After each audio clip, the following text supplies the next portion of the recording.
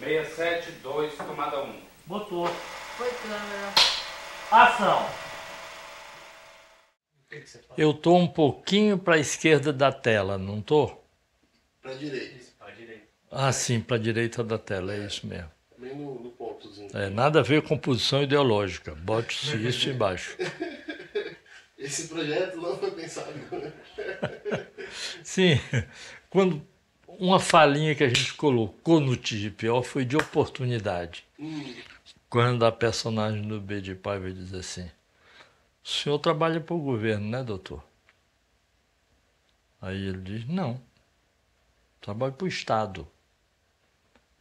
Aí a personagem do B diz: eu pensei que fosse tudo a mesma coisa. Aí ele retoma e diz: é não. O governo muda. Quando passou isso aqui em Brasília, no festival, foi um aplauso geral. E os militares não estavam na porta te esperando, não? Ah, já tinha acabado a ditadura, né? Não, não tinha acabado não. Não, ainda estava rolando. Tava. Né? O Arthur Chechel que diz: governo muda, vamos nessa, né? Eita. Sim, vamos ver. Pode ir?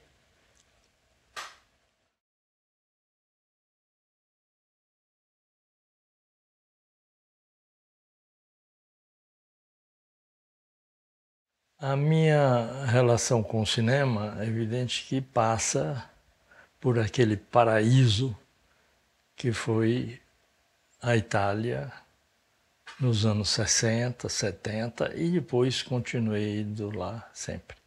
Eu não era nenhum cinéfilo e no primeiro ano de filmes lá eu pude assistir mais de 400 filmes, que era atividade de escola nossa.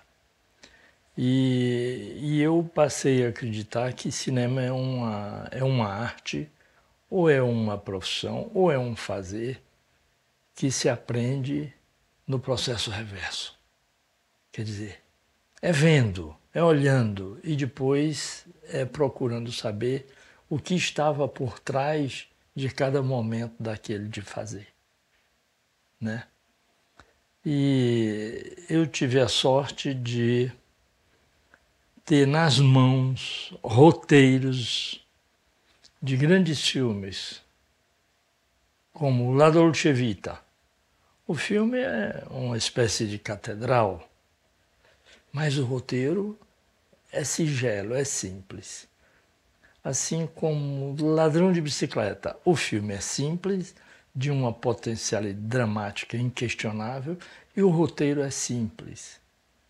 Assim como A Noite, de Antonioni, o roteiro é simples. Então, daí me foi dada a liberdade de dizer sempre que roteiro não é filme. Se roteiro fosse filme, o livro da Dona Benta seria um banquete. E ninguém come os livros da Dona Benta, as folhas. E um roteiro, você olha, pode até conter algum rabisco, alguma orientação com frases de provocar imagens em você. Mas é uma literatura simples, né? Eu vi roteiro de grandes filmes em mãos. Édipo Rei, La Belle de Joux. Esses roteiros chegavam muito à nossa universidade, à nossa escola, né? E nós víamos o roteiro e alguns professores diziam para nós que era melhor ver o roteiro e depois os filmes. Outros diziam que não. Era melhor ver o filme e depois ver de onde veio aquilo. E de onde veio aquilo, evidentemente, que passou pela cabeça fantástica do cineasta. E daí a gente criar uma expressão, um termo, que eu digo o seguinte, está inclusive no próximo livro nosso aí, que o roteirista é um visionário, ele supõe que por aqui vai, mas o vidente é o cineasta. O cineasta é que é o vidente. e eu vi alguns cineastas dizendo, colaboradores de cineastas diziam, bom, o filme está tão pronto na cabeça deles que eles falam com a gente e ficam indignados, às vezes, porque a gente não se apercebeu de certos detalhes. É que o filme está pronto na cabeça dele. E eles pensam que o filme está também pronto na nossa cabeça. E até a equipe diz, só tem um jeito de se nos mostrar, é fazer o filme, né, que está na cabeça deles. E assim, os grandes cineastas do roteiro simples, que são os cineastas italianos, todos da década de 50, 60, 70, né, acreditavam que o roteiro é uma literatura, que tem uma intenção, que tem uma proposta, de daí poder se fazer a grande alquimia de tirar da palavra, da folha de papel e botar na tela, né? E quando isso sai da folha de papel pela cabeça do cineasta, aqui se dá a grande alquimia, a grande transformação, o uso da linguagem que ele sabe, né? Como a gente disse, eu digo que um close, na verdade, ou é autoritário ou é suplicante. Tem um modo de usá-lo que não seja nem de um outro, nem de um modo, nem de outro, né? Tudo isso é a linguagem. Ver filmes, por exemplo, do Antonioni como Passageiro, Profissão Repórter. Eu vi a filmagem de uma série de sequências do Passageiro, Profissão Repórter. Então, na verdade, é de uma simplicidade e que aí outro grande elemento da linguagem cinematográfica é quando você junta as peças que são muito simples, dá uma majestosidade de narrativa, estética, emocional e dramática.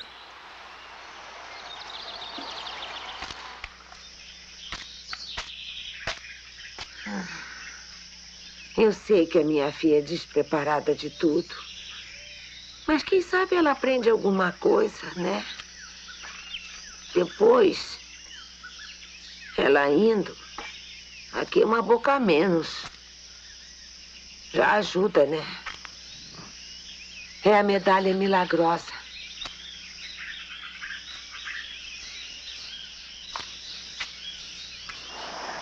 Para lhe proteger. É bom.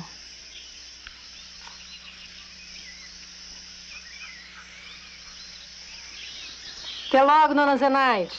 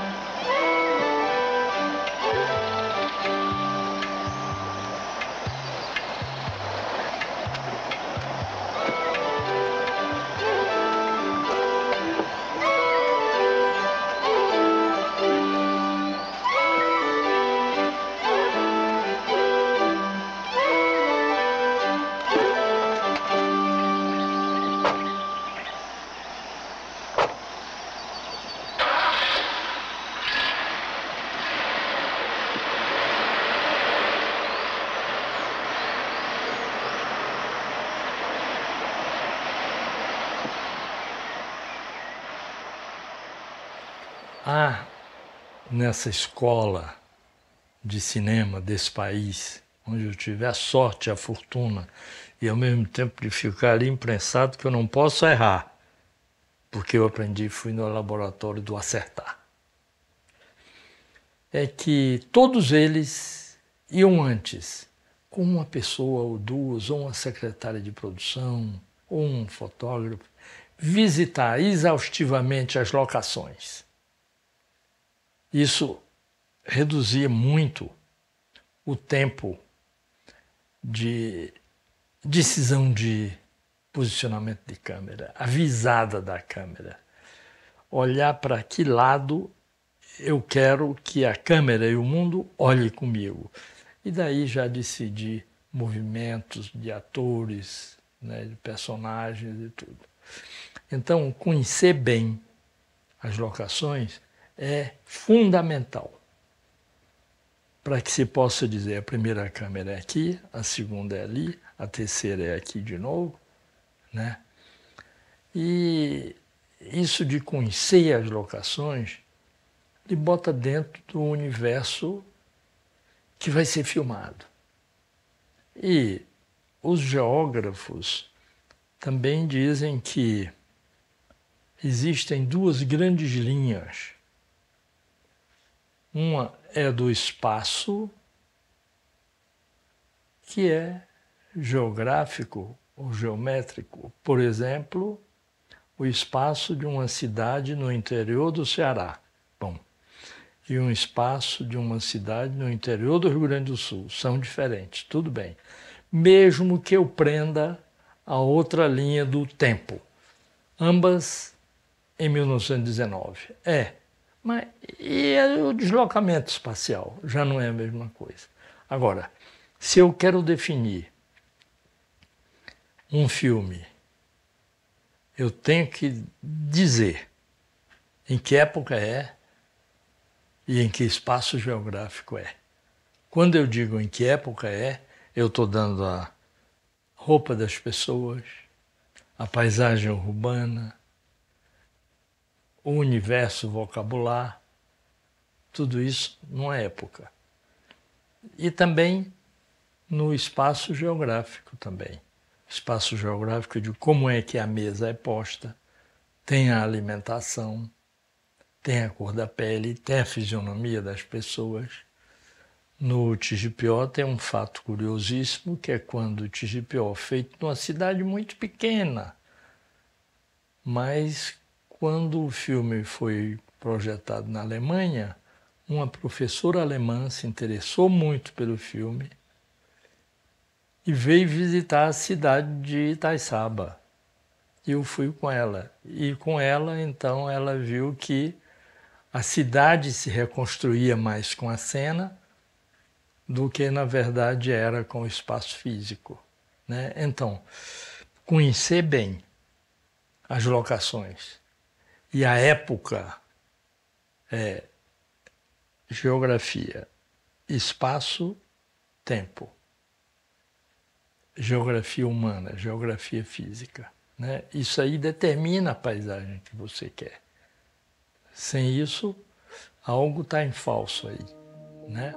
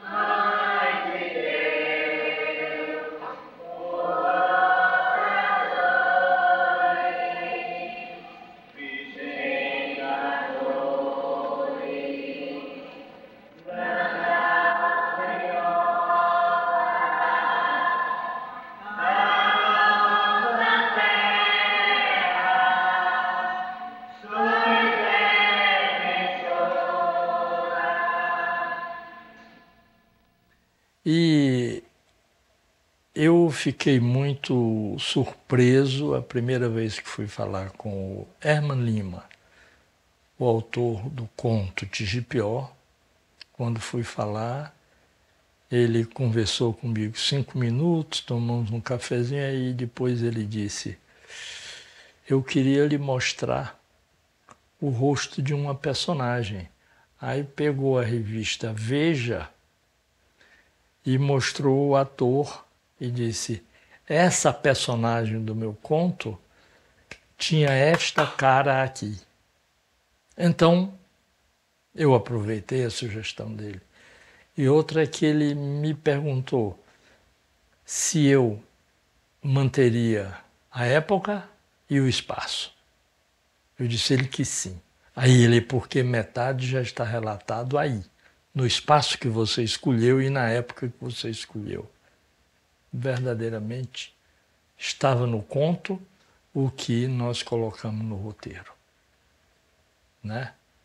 Naquela região em 1919.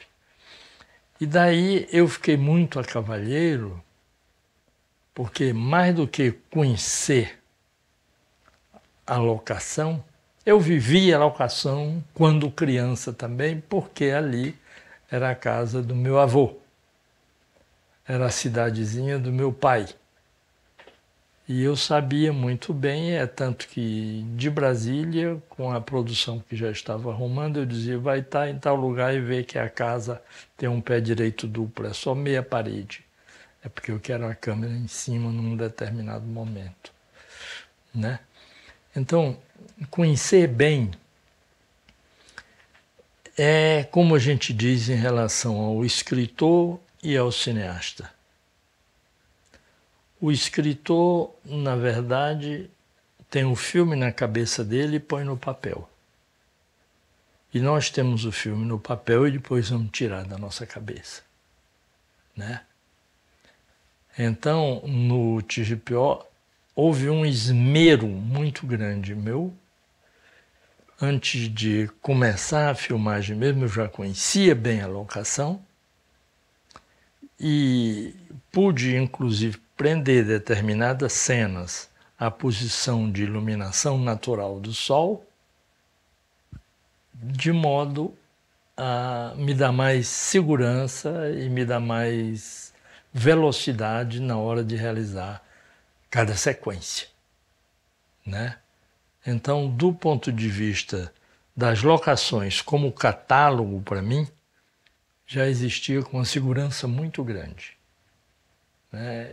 E foi muito bom botar os personagens ali dentro e, como Fellini até, que ele era chargista quando rapaz, quando jovem, então é um charge dele num teatro de bonecos, em que o bonequinho embaixo é o Marcello Mastroianni.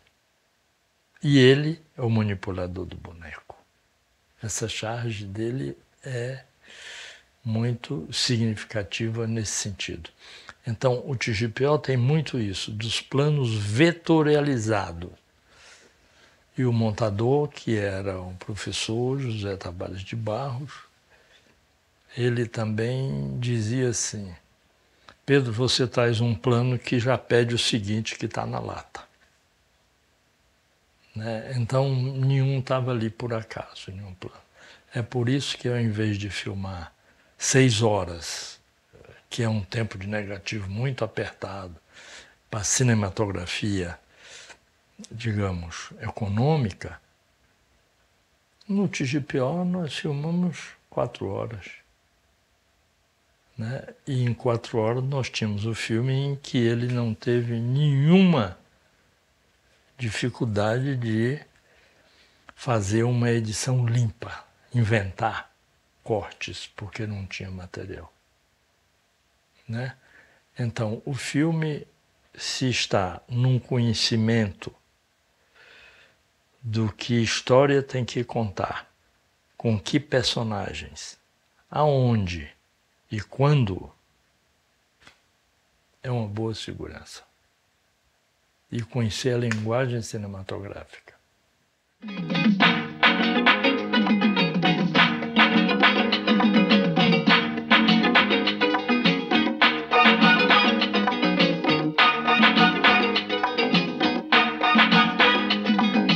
rosto e a cor da tua boca é como o fruto do tijipió. Aos poucos melos se me envenena, quem sabe a cor do gosto do tijipió.